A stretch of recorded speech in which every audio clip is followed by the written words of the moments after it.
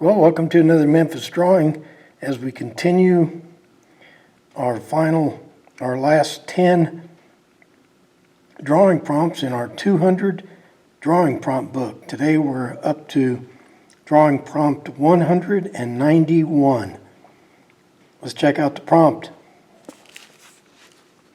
The prompt is postage stamp. Just so happens that in 1995 they made a postage stamp of Marilyn Monroe.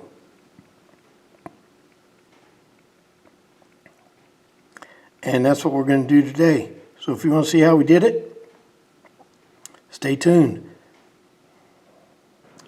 Well, today's prompt is postage stamp. We've already done a postage stamp back in prompt 153 when we did the Webb Space Telescope.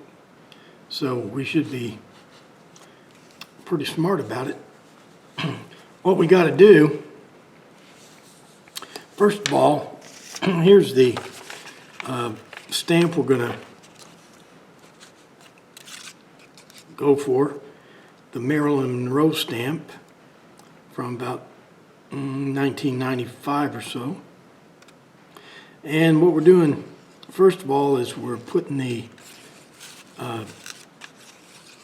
this serrated edge all the way around. Putting this serrated edge in so that it creates the smallest amount of mess when I have to erase my layup lines.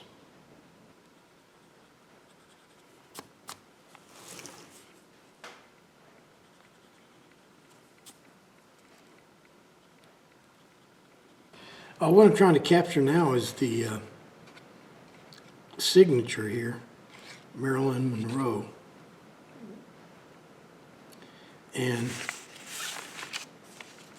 so on the top of our stamp, I've blocked out that space. I don't think it has to be perfect, but it has to fit nicely. Let's see.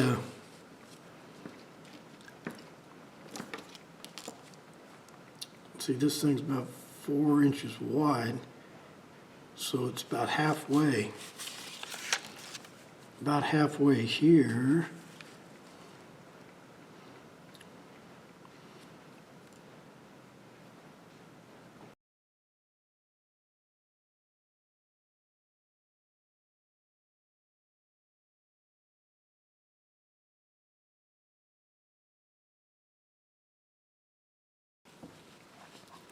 I think in a drawing like this, the portrait, of course, is going to be the most important thing. But I think what really going to sell it is getting the signature right and the this part up here right and the edges all right. So it looks like a stamp. You know what I mean?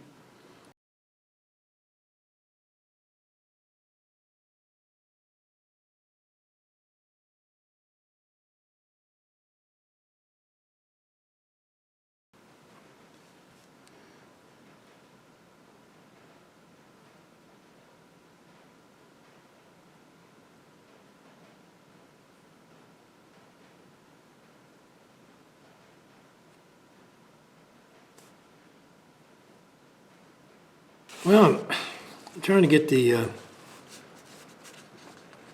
portrait in there, but I made a mistake right here. This Y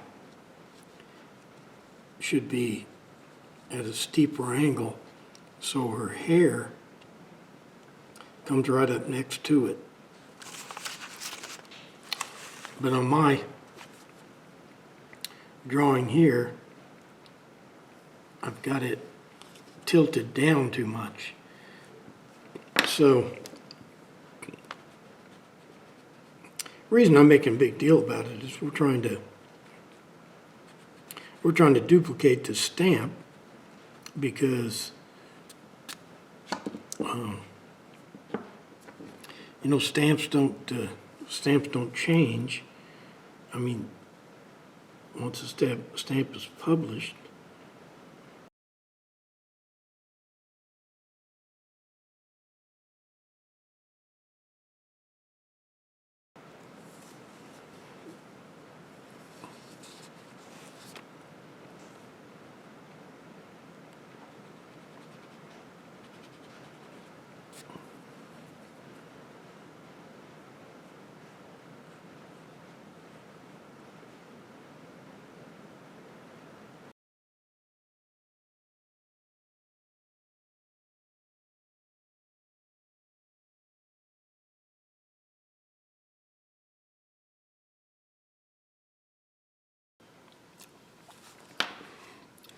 I don't know, my camera's been running for about an hour.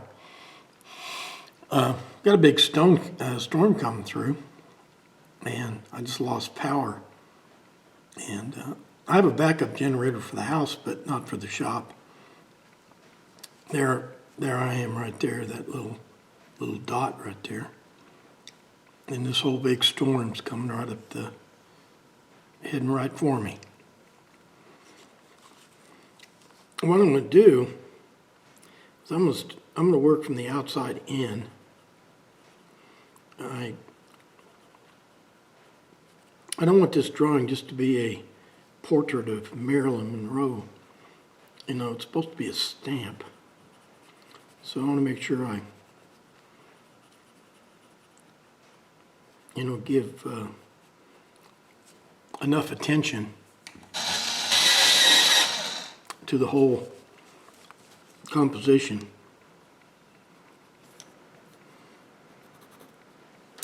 I mean, I go back far enough that I remember 2-cent stamps for letters, penny postcards. Then they raised the price of stamps to 5 cents, and it was outrage. And then they raised the price to 7 cents, more outrage. And then 9 cents, more outrage. And this stamp was put out in 1995, and this was 32 cents. I don't know what they are now, but now they sell. They've changed them all to like forever stamps. I don't know if they changed them all that way, but you know, we don't send them into letters anymore. But so whatever first class postage is, you don't have to worry about how much first class postage is. If you have a first class postage stamp, you're good, I guess. Just thinking about, yesterday we were talking about UFOs, and you know, I don't believe in UFOs or the Loch Ness monster or ghosts and demons and Sasquatch. You know, all that to me is like delusional thinking. World War II, they attacked Pearl Harbor. Japanese attacked Pearl Harbor. December 7th, 1941. And their delusional thinking was that if they inflicted enough damage on the American fleet at Pearl Harbor, that the Americans would sue for peace, you know, and get some favorable results. What I'm going to do is I'm going to take this white pencil here. This signature and this stamp thing here are supposed to be white. I'm going to fill in the signature and the stamp price with white before I go over it with dark, and see if that helps me show off, if it makes it stand out or not. Now, another historical delusional notion was the Japanese. They call them the special attack units, the kamikazes. They thought that might turn the war around, because they were pretty effective. They sunk a lot of ships. But here's a fact for you. By that time in the war, this was the retaking of the Philippines and the attack on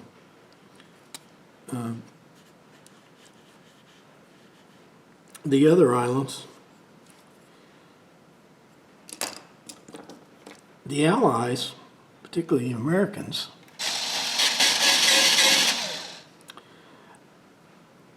we had more ships than they had airplanes.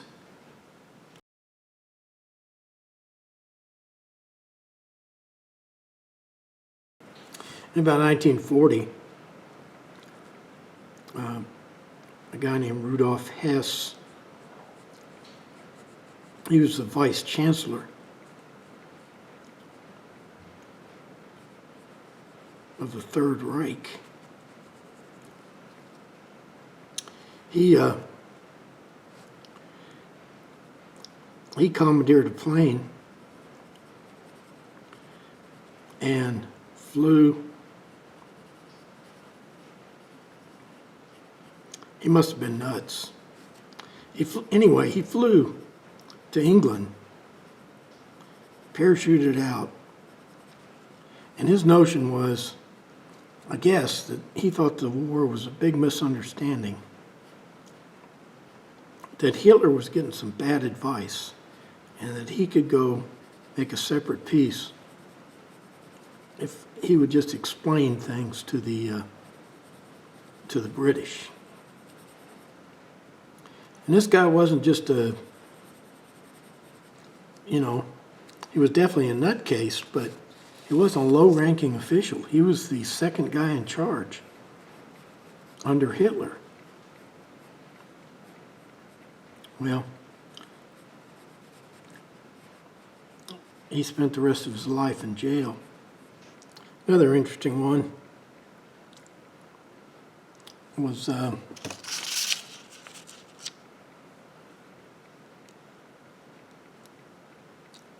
Franklin Roosevelt died in April 12th, 1945. And that was big news to leaders of Germany. They had no idea how democracies work. And they assumed when Roosevelt died that the whole alliance would, with Great Britain and France, and by this time Italy, Russia, or the Soviet Union,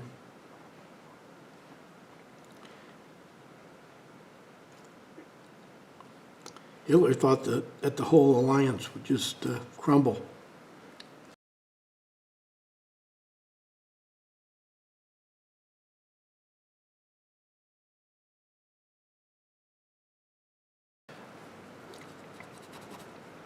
Okay, Memphis, I get it. In World War II, the Axis powers had some people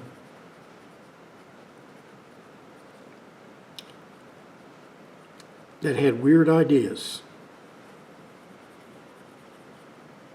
And we already knew that. So what's your point? And how does that tie in with Marilyn Monroe, no less? Well, Marilyn Monroe was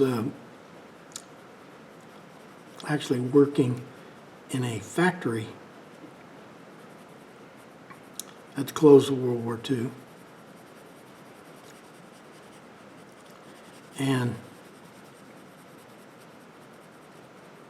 she met a photographer,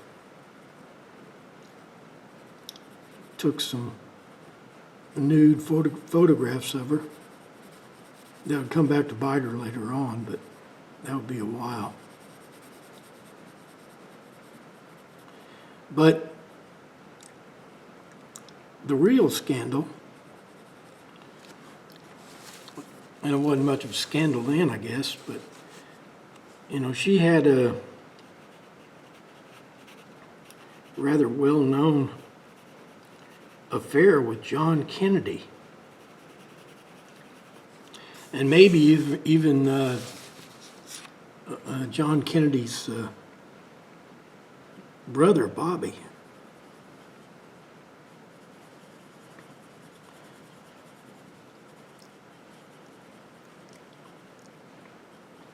So that's probably true. I mean, I don't know for a fact, but you don't hear many people saying it's not true. Well, the delusional thinking in the tie-in is that Marilyn Monroe really thought that John Kennedy should divorce Jackie Kennedy and marry her.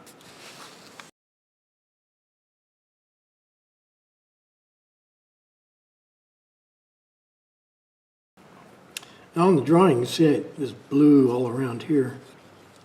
That surrounds her face. This is all black up in here and down in here. But then got blue around here. I missed that black there. Let me put this corner in.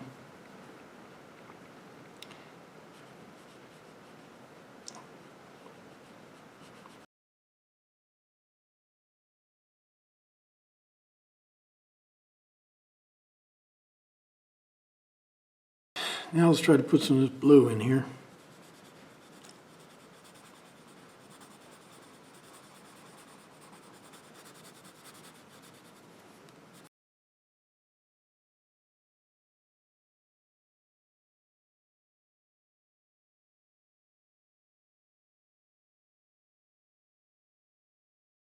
Marilyn Monroe was married to a famous baseball player for a while, Joe DiMaggio. I think for just a couple of years.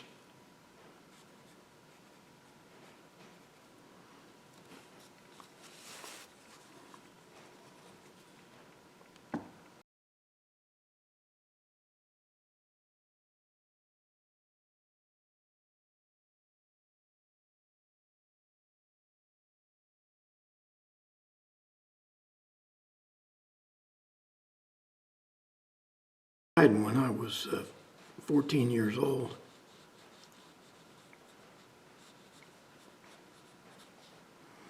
I mean, I'd heard of her, but, you know, she was, you know, as a kid, I wasn't wasn't really interested in her. I never saw any of her movies. Apparently some of them were pretty good. But she's plagued with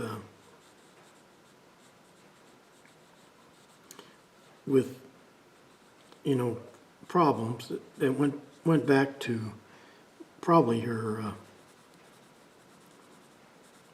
her youth. She had been she was an orphan apparently. Lived in an orphanage, foster homes, all that stuff.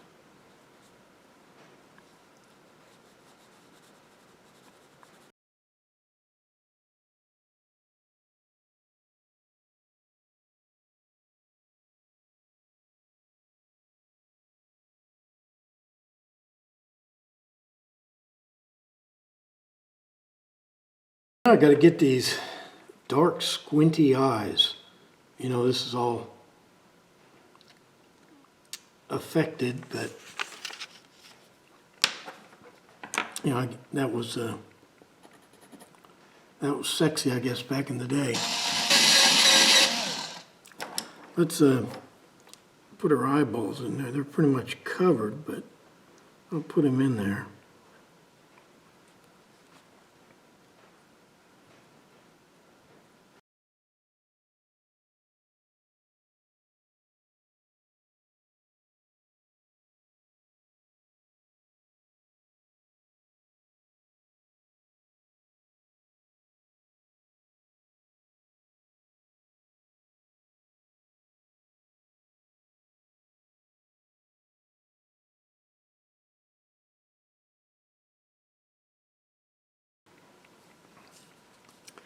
Well, I can mess it up here. I gotta put this red lipstick in here. She can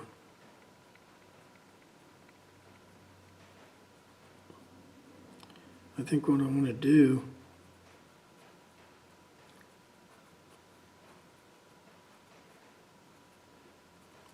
is just kind of go around and leave a little shine right on the top.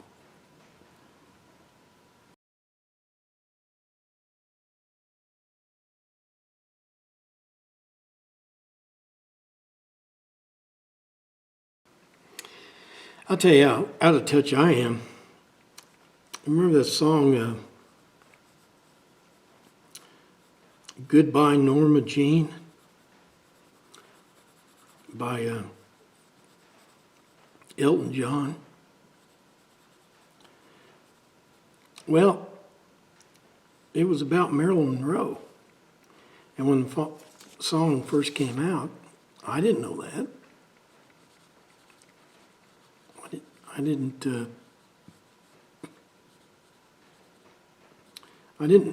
even know that her name was Norma Jean.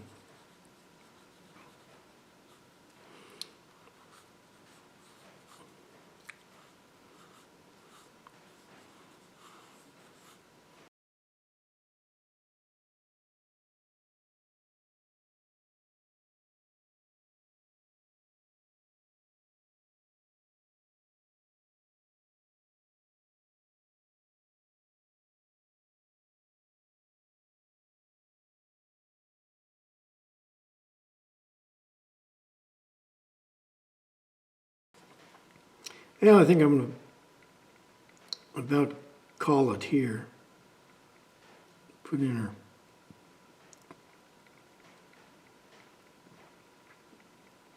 silver earrings.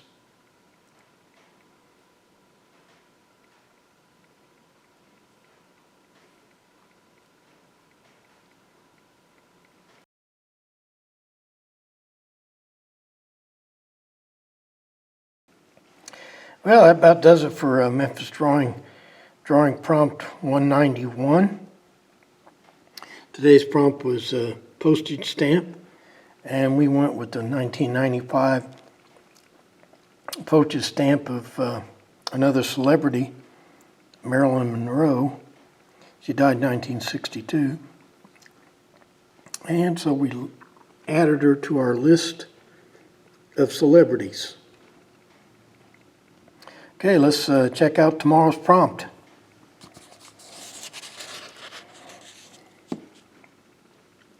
Tomorrow's prompt is crow's nest on a pirate ship, and that will be prompt 192.